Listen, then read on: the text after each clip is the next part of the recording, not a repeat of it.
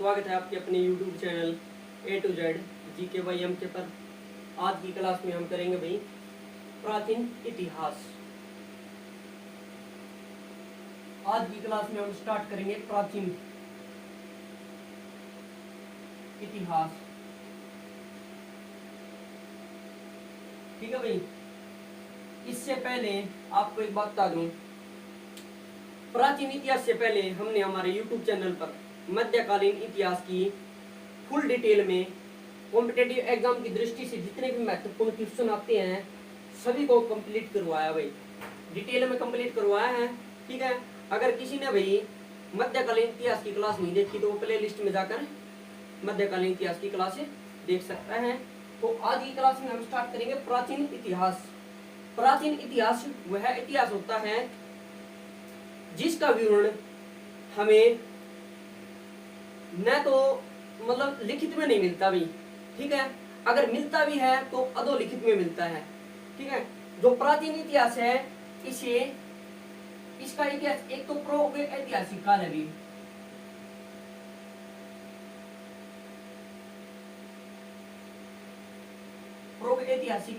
ऐतिहासिक काल भाई। ठीक है, अगला है अधो ऐतिहासिक काल। अधो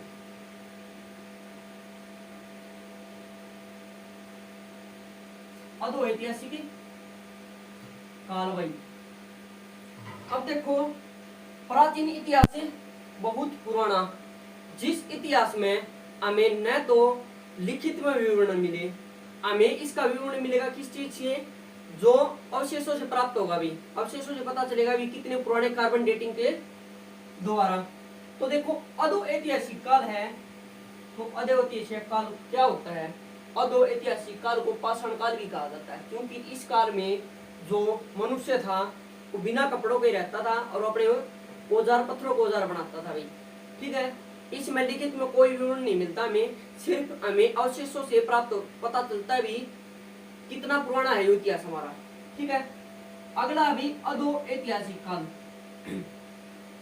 अधो ऐतिहासिक काल में लिखित में हमें कुछ विवरण तो मिलता है, लेकिन आज तक वो लिपि हमने पढ़ी नहीं गई है भाई।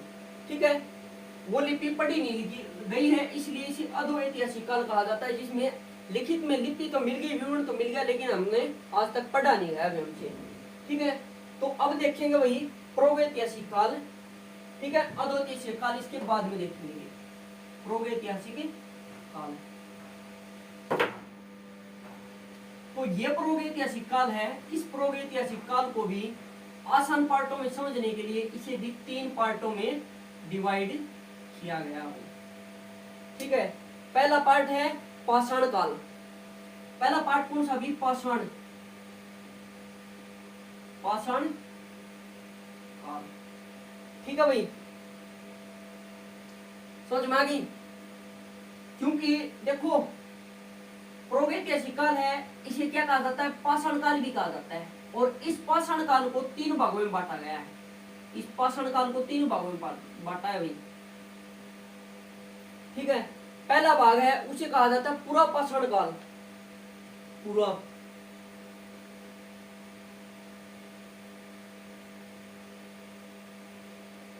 ठीक है भाई, पूरा पाषाण कहा जाता है। दूसरा पार्ट है उसे मध्य पाषाण।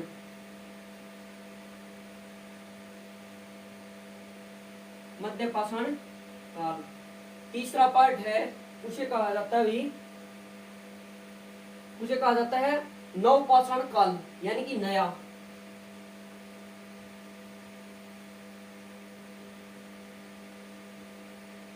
इसे कहा जाता है भाई नव पाषाण काल। ठीक है भाई,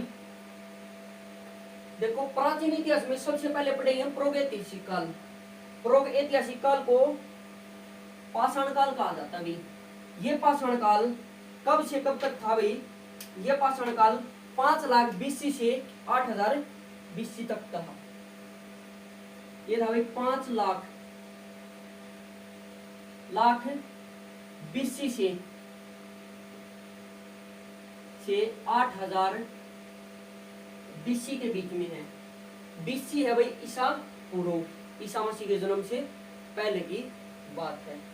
ठीक है भाई, इसे 3 पार्टों में डिवाइड किया गया, पूर्व पाषाण काल, मध्य पाषाण काल और नवपाषाण काल। अब सबसे पहले देखेंगे हम पूर्व पाषाण काल क्या है भाई।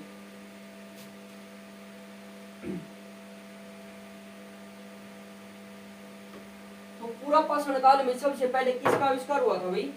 पूर्व पाषाण काल, पूरा पाषाण काल भाई। पाषाण होता है पाषाण, पाषाण को क्या कहा जाता है? पत्थर, पत्थर का युग था भाई।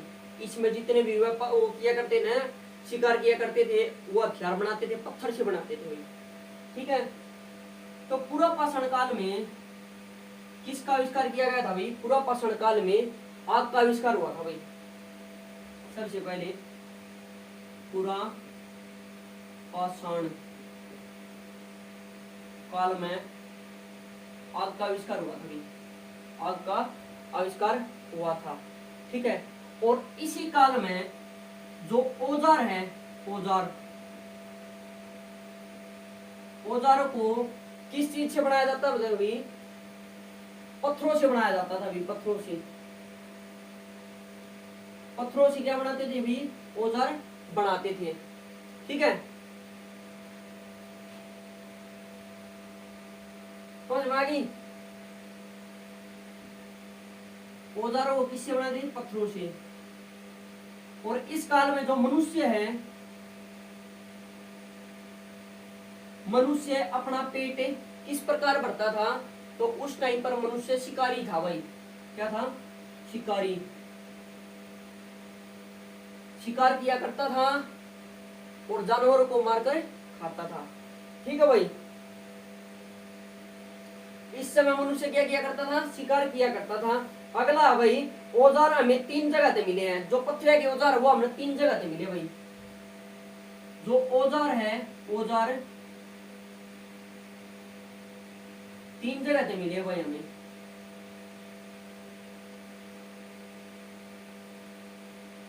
जगह से प्राप्त हुए हैं। प्रथम जगह है उसका नाम है भाई बेलन रिवर वैली।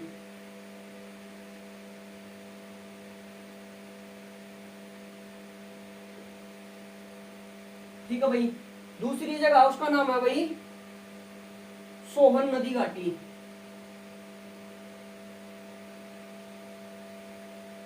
सोहन नदी घाटी। ठीक है भाई, और तीसरे नंबर पर जो स्थान है उसे कहा जाता है नर्मदा नदी घाटी। वो भाई नर्मदा नदी घाटी। क्योंकि औजार हमने औजार के अवशेष 3 जगह से मिले हैं, बेलन रिवर वैली से, सोन नदी घाटी से और नर्मदा नदी घाटी से मिले हैं। जो कड़ा भाई मध्य प्रदेश में है, नर्मदा नदी घाटी कड़ा है एमपी में है। ठीक है भाई, भीमबेटका से हो गया। अब देखो एक बार इसका रिवीजन।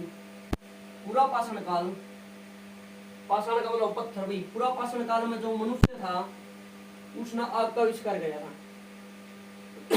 सॉरी भाई, आग का आविष्कार किस प्रकार गया? चकमक के पत्थर हुआ करते उन्हें इस प्रकार रगड़ा मारता। ठीक है, और क्या होता? चिंगारी उठती और वह भूसा जल जाती। पत्थर की चिंगारी उठती और भूसा में उसमें आग लग जाती, लाग के अपना खाना पकाए खाते। ठीक है, इससे पहले क्या किया करते थे? ये अपना जो मांस था उसको कच्चा ही खा जाया करते। लेकिन एक दिन क्या हुआ? चकमक के पत्थर रहते हैं इस प्रकार इंदर भिड़ के आग लग गई और वो मांस पक गया और उसमें टेस्ट आ गया। फिर उस प्रकार ये पका के खाने लग गए। ये औजार कौन सा यूज किया करते शिकार करने खातिर? पत्थर तो बनाया करता भाई औजार। आगे है मनुष्य किस टाइप का था? शिकारी था, शिकार करके अपना पेट भरा करता। औजार गए उससे 3 जगह तो मिले हैं हमने। इससे तो पता चला अभी औजार है पत्थर के औजार थे उस टाइम पे, जो जिनके अवशेष मिले उसको पता चला है, लेकिन उनकी देवी विवरण नहीं था। तो कौन सा स्थान है? बेलन रिवर वैली, सोन नदी घाटी और नर्मदा नदी घाटी। ठीक है, अगला भाई मध्य पाषाण काल। ठीक है, अगला है मध्य पाषाण काल। मध्य मतलब बीच का, मध्य पाषाण काल। मध्य पाषाण काल में क्या है भाई, इस काल में मनुष्य ने सबसे पहले क्या करना सीखा था भाई, पशु पालने शुरू कर दिए थे भाई। इसमें मध्य पाषाण काल में पशु पालन शुरू कर दिया था भाई। ठीक है भाई, सबसे पहले इसमें मध्य पाषाण काल में पशु पालने स्टार्ट कर दिए थे, शिकार करना बंद कर दिया था। अगला भाई, औजारों का आकार की कर दिया, मध्य कर दिया। औजार पहले क्या करते, बड़े बड़े साइज के औजार बनाया करते, लेकिन इसमें क्या हो गया, औजारों के साइज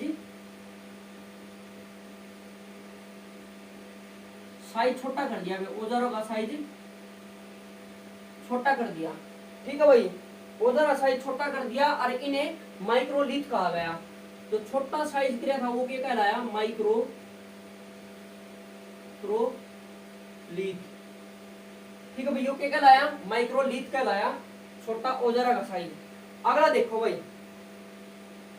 अगला पशुपालन का प्रथम साक्ष्य है। इंपॉर्टेंट क्वेश्चन है भाई। हमने सबसे पहले इस बात का पता कि चलेगा भाई पशुपालन क्या कर दे, तो पशुपालन का प्रथम साक्ष्य है आदमगढ़ से मिला है भाई। पशुपालन का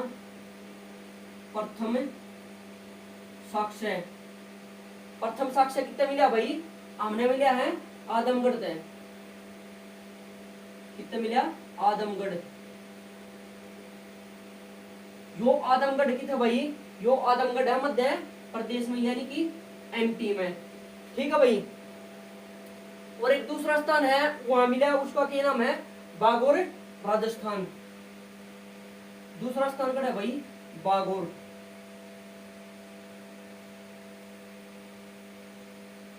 दूसरा स्थान का नाम है बागोर,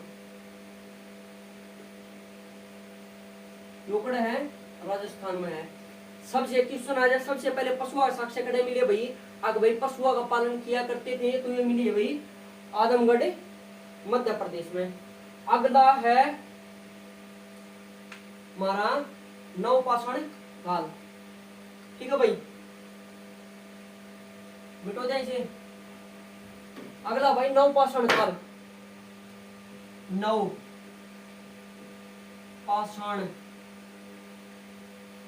काल। ठीक है भाई, नवपाषाण काल में सबसे पहले क्या किया गया था, एक बात और भाई, एक चीजें लिख लो, तो इसकी लिख लो। नवपाषाण काल कब तक अवधि था, 4000 बीसी से 2500 बीसी के बीच में था भाई। बीसी यानी कि ईसा पूर्व के बीच में। इससे पहले हमने करे मध्य पाषाण। मध्य पाषाण काल कब तक अवधि था, यो था भाई 8000 से 4000 बीसी के बीच में। बीसी है ईसा पूर्व, 4000 बीसी के बीच में। इससे पहले पूरा पाषाण काल था,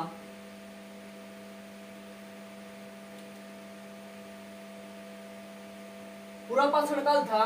वो पूरा पाषाण काल कब तक अवधि था, 5 लाख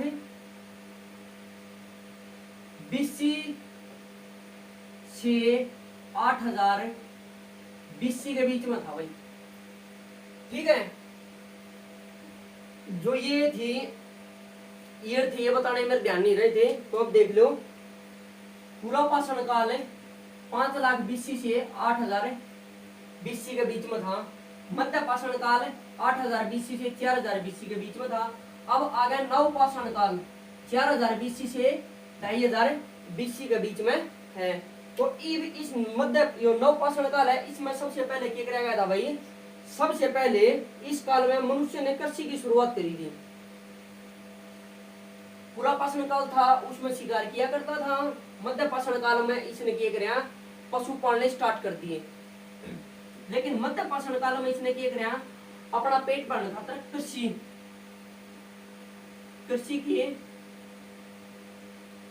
की शुरुआत करी गई, शुरुआत की गई। नव पाषाण काल में इसने सबसे पहले कृषि की शुरुआत की। ठीक है भाई, जो और कपास के साक्ष्य मिले थे भाई। भाई हमने किस इस चीज का हमने पता किस प्रकार से लगा भाई, अगर कृषि किया करते तो किस चीज की किया करते थे, अगर किसी चीज का साक्ष्य मिलेगा तभी तो हमें पता चलेगा कि भाई उसमें वहां पर कृषि किया करते थे। ठीक है, तो हमने साक्ष्य मिले भाई जौ के और जो गेहूं और कपास, जो गेहूं और कपास के साक्ष्य मिले भाई। ठीक है भाई, इनके साक्ष्य मिले थे तभी हमने पता चला कि जो गेहूं और कपास की कृषि कराया करते भाई ये। ठीक है, साक्ष्य नहीं मिलेंगे तो हमने पता ही नहीं चलेगा। इनके साक्ष्य मिले थे तभी पता चला। तो सबसे पहले इस चीज का जो कृषि किया करते थे, कृषि किया करते थे, इस चीज का पता, इस बात का पता कब चला भाई हमने, किस स्थान पर चला, ये चला था भाई मेहरगढ़ में। कृषि के साक्ष्य कड़े मिले थे भाई, कृषि के साक्ष्य कहाँ मिले, मेहरगढ़,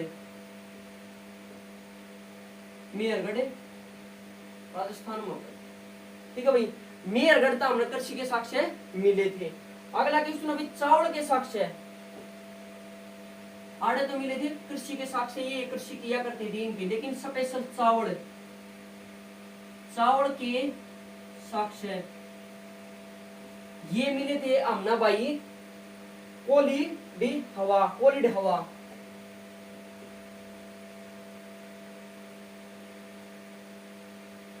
ये वही कोलिड है, कोलिड हवा। ये कोलिड हवा कड़ा है भाई, कोलिड हवा इलाहाबाद यूपी में है भाई।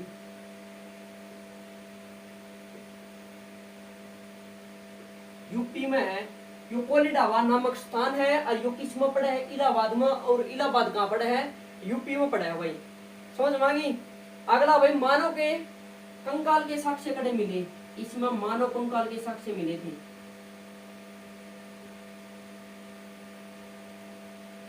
मानव कंकाल के साक्ष्य, मानव कंकाल के साक्ष्य कहाँ मिले भाई, मानव कंकाल के साक्ष्य मिले थे सरायनाहार, सरायनाहार यूपी में।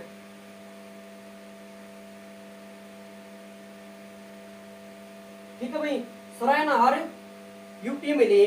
और इसी के साथ हमने कुत्ते की हड्डियां भी मिली थी भाई, किसकी, कुत्ते की।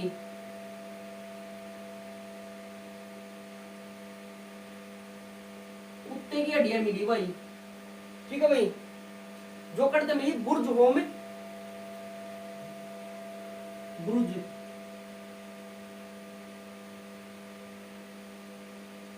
जम्मू कश्मीर से मिली भाई।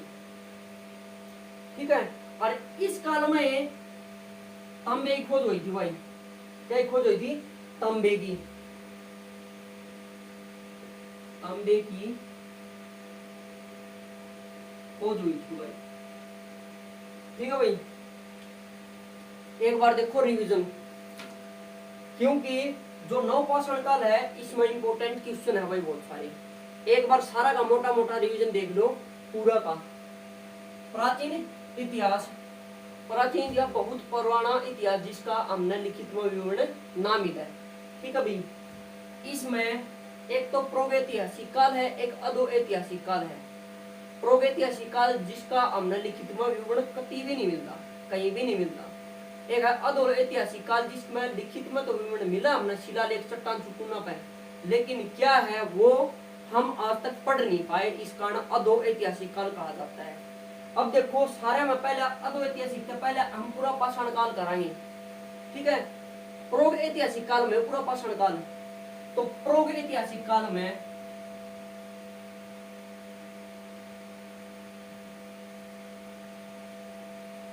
प्रागैतिहासिक काल में काल को पाषाण काल कहा जाता है। दो पाषाण काल तीन हिस्सा में बांट दिया। पूरा पाषाण काल, इस पाषाण काल का समय था 5 लाख ईसा पूर्व से 8000 ईसा पूर्व। इस पाषाण काल में मनुष्य शिकारी था, शिकार किया करता था, और क्या किया करता था, भोजन का रूप में मांस मिट्टी उपयोग किया करता था। ठीक है, और हथियार का रूप में क्या यूज किया करता था भी, पत्थरों से बने हुए हथियार। इसके साक्ष्य हमने कितने मिले हैं? इसके साक्ष्य हमने मिले नर्मदा नदी घाटी से, सोन नदी घाटी से और बेलन नदी घाटी से। यहाँ से इसके साक्ष्य मिले। अगला भाई मध्य पाषाण काल। मध्य पाषाण काल 8000 बीसी से 4000 बीसी के बीच में है। इस पाषाण काल में मनुष्य ने क्या कराया? पशु पालने स्टार्ट किए। हथियार थे जो पत्थरों से बने थे, उनका साइज छोटा कराया। ठीक है भाई। और क्या कराया था इस काल में इसने? मध्य पाषाण काल में एक साक्ष्य मिले थे भाई, इसके औजार के साक्ष्य मिले थे 2-3 स्थानों से। इंपोर्टेंट है नवपाषाण काल। एक नवपाषाण काल में एक पॉइंट और ऐड कर लो, अड़े इस पाषाण काल में पहिए का आविष्कार भी हुआ था भाई। पहिए का आविष्कार। ठीक है भाई। तो देखो नवपाषाण काल, नया पाषाण काल। यो पाषाण काल 4000 बीसी से यानी 4000 ईसा पूर्व से 2500 ईसा पूर्व के बीच में है। सबसे पहला पॉइंट है इस नवपाषाण काल में पहिए का आविष्कार किया गया था भाई, जिसके द्वारा जो सामान ढुलाई का आसानी से सामान ढुलाई उसके। ठीक है भाई। यहाँ से पहिए का आविष्कार हुआ था। नवपाषाण काल में ही कृषि की शुरुआत कर दी थी। ठीक है। मध्य पाषाण काल था, उसमें पशुपालन लगी थी, लेकिन नवपाषाण काल में इनने कृषि की शुरुआत कर दी। तो कृषि की शुरुआत करी थी तो सबसे पहले कौन कौन सी कृषि करी थी इनने? जो की करी थी गेहूं और कपास की थी। ठीक है भाई। अगला क्वेश्चन है, अब भाई चावल के साक्ष्य कितने मिले? अगला क्वेश्चन चावल का नहीं, इससे पहले ये देखो कृषि के साक्ष्य है। जरा भाई हमने इस बात का विरा लगा कि कृषि भी क्रिया कर दी भाई, पूर्ण रूप से शिकार पर वो निर्भर नहीं थे, कृषि भी किया करते थे। तो मेहरगढ़ राजस्थान तक मिले थे भाई इसके साक्ष्य। अगर भाई उस समय पर कृषि भी होती थी। तो चावल के साक्ष्य कहाँ मिले भाई? हमने इस बात का कहाँ पता चला? भाई चावल भी उगाया करते है उस टाइम पे। तो ये है कोल्डी हवा, इलाहाबाद, यूपी में। कोल्डी हवा एक स्थान है इलाहाबाद में, और इलाहाबाद कहाँ पर है? यूपी में। ठीक है भाई। अगला क्वेश्चन है मानव कंकाल। मनुष्य का कंकाल कहाँ मिला भाई? यो मिला था सराय नहर, यूपी में भाई। ठीक है। अगला भाई कुत्ते की हड्डियां। कुत्ते की हड्डियों का साक्ष्य कड़ा मिला बुर्जहोम, जम्मू कश्मीर। और इससे काल में तांबा की खोज हुई थी भाई, इसलिए इस काल को ताम्र युग कहा जाता है। ठीक है भाई। आगे जो अधो ऐतिहासिक काल है वो करांगे मेरे हिसाब से, अपन लंबी वीडियो हो जाएगी, कल करांगे। या चलो थोड़ा आज देख लो और देख लो, कल करांगे फिर आगे। तो देखो भाई अधो ऐतिहासिक काल। अधो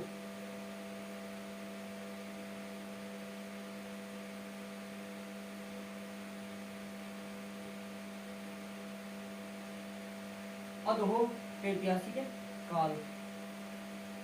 ये ऐतिहासिक काल कब से कब तक है भाई? अधो ऐतिहासिक काल में पहले देखो क्या हुआ। इस ऐतिहासिक काल में आओ सिंधु घाटी सभ्यता। क्या हुई भाई? सिंधु घाटी सभ्यता। इसमें आओगी सिंधु घाटी सभ्यता। जो ये सिंधु घाटी सभ्यता है ये कब तक कब की थी भाई? ये थी 2500 बीसी से 1750 बीसी के बीच में थी भाई। ठीक है भाई। 1750 बीसी के बीच में थी। ठीक है। सिंधु घाटी सभ्यता। तो सिंधु घाटी सभ्यता की खोज किस प्रकार हुई या पढ़ाएंगे भाई। एक इसमें क्वेश्चन बड़ा है, जो सिंधु घाटी सभ्यता में इसकी खोजकरण का जनक, जो पुरातत्व विभाग है उसका जनक किसे कहा जाता है? तो लिखो भारतीय पुरातत्व।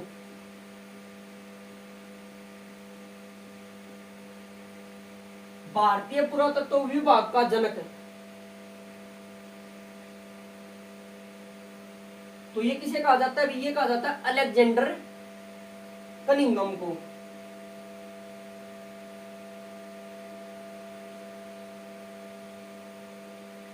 Alexander Cunningham. ठीक है। कनिंघम, कनिंघम इस प्रकार लिख सकते हैं। ठीक है भाई, अलेक्जेंडर कनिंघम को भारतीय पुरातत्व विभाग का क्या कहा जाता है? जनक कहा जाता है। ठीक है भाई, अगला भाई लॉर्ड, उस टाइम पे जो गवर्नर था वो कौन था भाई? लॉर्ड कर्जन था भाई। ठीक है, लॉर्ड कर्जन था। ये कब तक कब था? 1899 तक लॉर्ड कर्जन गवर्नर था। कब तक कब था? 1899 तक 1905 के बीच में जो कि था गवर्नर था भाई।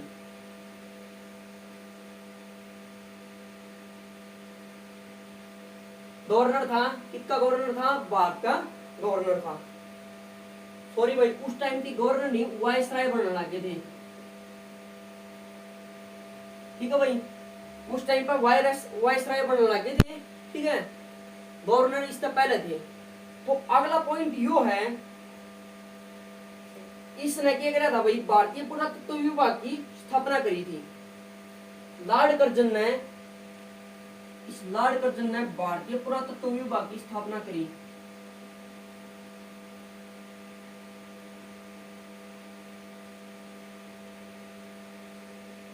विभाग की स्थापना की।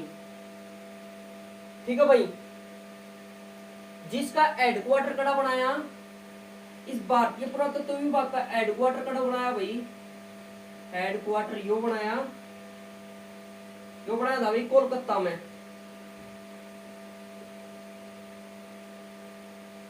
कोलकाता में हेडक्वार्टर बनाया, जो आज का टाइम पर की है सारे बड़ा म्यूजियम भाई, जो आज वर्तमान में की है बड़ा म्यूजियम है। ठीक है भाई, जो भारतीय पुरातत्व विभाग की स्थापना करी थी वो कड़ा करी थी, इसका हेडक्वार्टर है कोलकाता में और आज का टाइम पर ये है म्यूजियम है। एक छोटी स्टोरी सुनो। इन क्या करा, जो भारतीय पुरातत्व विभाग का जनक अलेक्जेंडर कनिंघम है भाई, इनकी देखरेख में वायसराय यो था। वायसराय की देखरेख में एक टीम तैयार करी गई पुरातत्व विभाग खातिर, साक्ष्य खोजने खातिर। ठीक है, उस टीम का अध्यक्ष बनाया गया जॉन मार्शल। जॉन मार्शल, ठीक है भाई, जॉन मार्शल टीम का अध्यक्ष बनाया और उस टीम का अध्यक्ष बनाया और उस टीम में 2 ऐड बनाई गई। टीम में 2 ऐड बनाए, एक तो बनाया दयाराम साहनी और दूसरा बनाया रखलदास बनर्जी।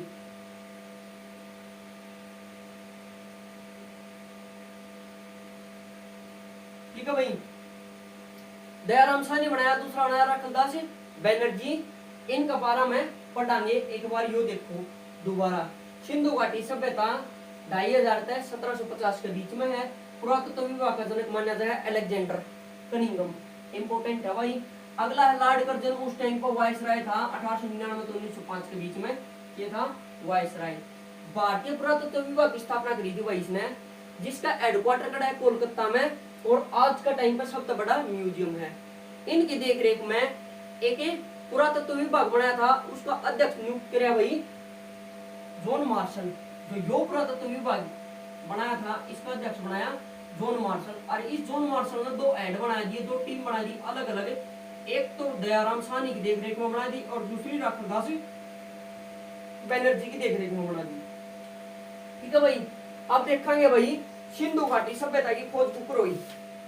ठीक है, तो देखो तो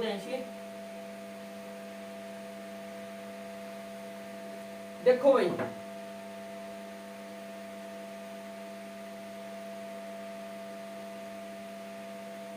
पुरातत्व विभाग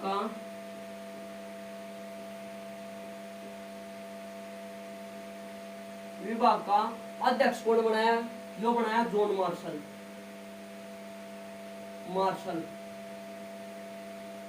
ठीक है भाई, इस जॉन मार्शल ने 2 टीम बना दी अलग अलग, 2 टीम बनाई। इन टीम में एक का ऐड को नियुक्त कराया,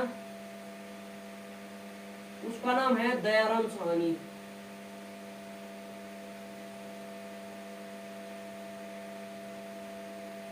दूसरा का दूसरी टीम का हेड बनाया, उसमें कौन कराया, राखलदास बनर्जी।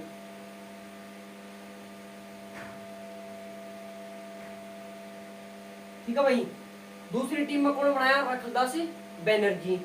तो क्या हुआ भाई, दयाराम साहनी राखलदास बनर्जी टीम के हेड बना दिए, इन अपना पुरातत्व की खोज स्टार्ट कर दी। ठीक है, 1921 में इस साइड देख लो भाई, 1921 की बात है। जो ये दयाराम साहनी था, इसने क्या किया भाई दयाराम साहनी ने सफलता मिल गई भाई, पुरातत्व विभाग में खोज की सफलता मिली, और इसने पूरा का पूरा शहर की खोज कर दी। दयाराम साहनी ने 1921 में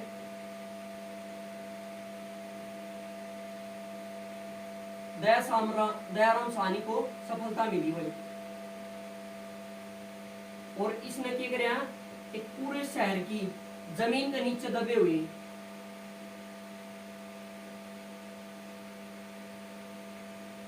जमीन के नीचे दबे पूरे शहर की खोज करी भाई। अब इसने बताइए पूरा शहर दब रहा है भाई। ठीक है भाई, इसने क्या बताइए भाई, पूरा एक शहर दब रहा है, उसकी खोज करी। और 1922 में अगर भाई दयाराम साहनी ने खोज कर दी, तो राखलदास बनर्जी को पीछे रहा था, तो इसने क्या किया, 1922 में राखलदास बनर्जी ने भी खोज कर दी भाई। इसने बताया अगर भाई जो एक पूरा का पूरा शहर तो दब रहा था, आड़े भी वही कुछ वे मिले है भाई, आड़े भी कुछ अवशेष मिले हैं बिल्डिंग की। ठीक है, तो दयाराम साहनी ने किस चीज की खोज करी, मोहनजोदड़ो की, मोहनजोदड़ो या मोहनजोदड़ो, मोहनजोदड़ो पर फिल्म भी बन रही है। ठीक है भाई, और इसने दयाराम साहनी ने सफलता मिली थी, तो इसने क्या खोज करी, हड़प्पा की। जो हड़प्पा स्थान क्यों पड़ा भाई, हड़प्पा नाम क्यों पड़ा, इस सभ्यता का क्यों सबसे पहले हड़प्पा नामक स्थान पर खोज करी गई थी।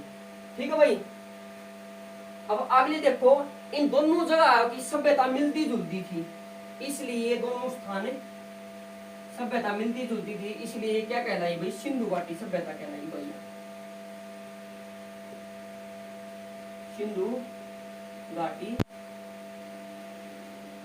सिंधु घाटी सभ्यता कहलाई भाई।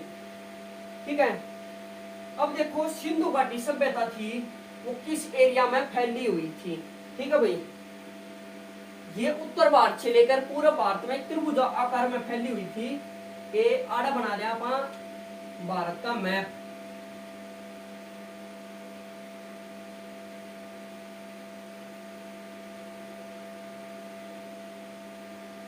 ये हो भाई अपना भारत का मैप। ठीक है, तो ये सिंधु घाटी सभ्यता थी, ये किस प्रकार फैली हुई थी, त्रिभुज की आकृति में फैली हुई थी। ये इस प्रकार, यहाँ जम्मू कश्मीर से लेकर, ठीक है, मध्य प्रदेश और उड़न है पाकिस्तान तक इस प्रकार फैली हुई थी। ठीक है भाई, यह सभ्यता इस प्रकार फैली हुई थी, ऊपर फैली हुई थी जम्मू कश्मीर में, कड़ा फैली हुई थी भाई जम्मू कश्मीर में। एक मिनट इसे मिटो देते हैं भाई, फिर बनावांगे बढ़िया रहा मैप। एक बार ये देख लो, सिंधु घाटी सभ्यता थी 2500 से 1750 के बीच में थी। पुरातत्व विभाग की हेड कौन बनाया, जॉन मार्शल, इसने दो अध्यक्ष बनाया पुरातत्व विभाग का, अरे इसने 2 हेड नियुक्त कर दिए, दयाराम साहनी और राखलदास बनर्जी। 1921 की बात है, दयाराम साहनी ने सफलता मिली और हड़प्पा की खोज की, जो जमीन के नीचे पूरा शहर दबा हुआ था। 1922 में मोहनजोदड़ो नामक स्थान की खोज करी, किसने करी, राखलदास बनर्जी ने। तो अब देखो जो यहाँ हड़प्पा सभ्यता थी कितनी फैली हुई थी भाई। ठीक है, क्योंकि उस हिसाब से तो अपना समझ में आनी नहीं, छोटा मैप हो जाता वो। इस प्रकार जो है भाई, ये तो है अपना भारत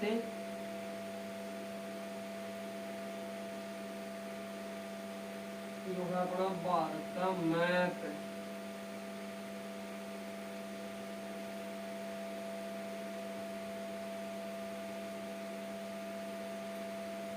ठीक है भाई, ये तो हो भारत का मैप है। तो यह के एक त्रिभुजाकार में फैली हुई अड़ जम्मू कश्मीर से लेके अड़ मध्य प्रदेश और मध्य प्रदेश से लेके अड़ पाकिस्तान तक फैली हुई है। इस प्रकार त्रिभुजा आकृति में सिंधु घाटी सभ्यता फैली हुई है। तो देखो यह सभ्यता फैली हुई है जम्मू कश्मीर तक। सारे में पहला ऊपर उत्तर भारत में जम्मू कश्मीर तक फैली हुई है। और जम्मू कश्मीर में उस स्थान का नाम है भाई, उसका नाम है चिनाब नदी के किनारे।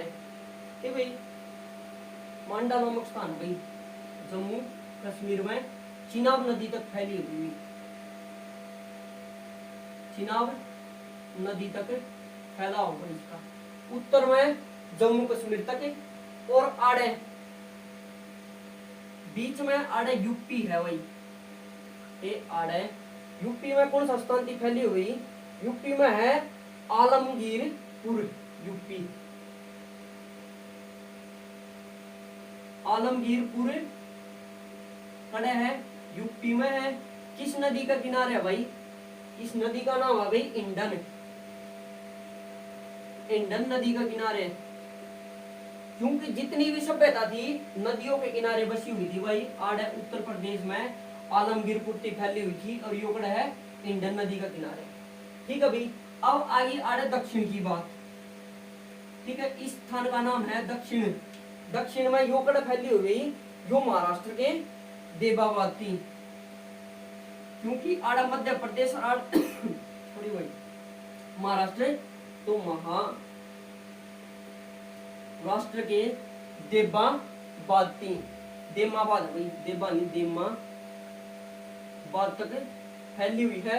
और नदी कौन सी है? आड़े गोदावरी नदी। गोदावरी नदी तक फैली हुई है। अब होगी भाई भारत में तो होगी या अब पाकिस्तान तक फैली हुई है। पाकिस्तान में सुत्काडोर स्थान का नाम है सुत्काडोर।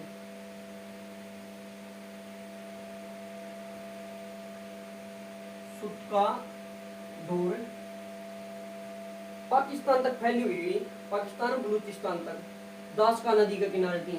दासका नदी आड़ा नदी कौन सी बह करती? दास का नदी जो पाकिस्तान में बलूचिस्तान पाकिस्तान आड़ा है, बलूचिस्तान तक फैली हुई थी भाई। ठीक है भाई, तो एक बार देखो सिंधु घाटी सभ्यता उत्तर से दक्षिण तक और पश्चिम तक एक त्रिभुजाकृति में फैली हुई है भाई। उत्तर में जम्मू कश्मीर की फैली हुई है चिनाब नदी के किनारे की। ठीक है, और मध्य में की है आलमगीरपुर ईडन। ठीक है, ईडन नदी के किनारे यूपी की फैली हुई है। और दक्षिण की है महाराष्ट्र का देमाबाद है और गोदावरी नदी तक फैला हुआ इसका। रहेगी थोड़े पश्चिम की बात। पश्चिम में सुत्काडोर की फैली हुई योगड़ा बलूचिस्तान में है और दास का नदी है। तो कल की क्लास में हम क्या करेंगे भी? कल आज की क्लास लंबी हो जाएगी ज्यादा, तो कल की क्लास में करेंगे भी हम हड़प्पा सभ्यता। हड़प्पा सभ्यता तो कल की क्लास में हम देखेंगे हड़प्पा सभ्यता का हड़प्पा सभ्यता ही नाम क्यों पड़ा, हड़प्पा सभ्यता पर किस अवशेष मिले, कौन कौन से स्थान मिले, कितनी बिल्डिंग मिली, अनान घर मिला या स्नान घर मिला, वो बात करेंगे हमें कल की क्लास में। तो आज की क्लास हमारी यही समाप्त होती है। अगर आपको हमारी यह क्लास अच्छी लगे तो आप हमारे चैनल को लाइक करें, शेयर करें और सब्सक्राइब करें। धन्यवाद। आपका दिन शुभ हो। जय हिंद, जय भारत।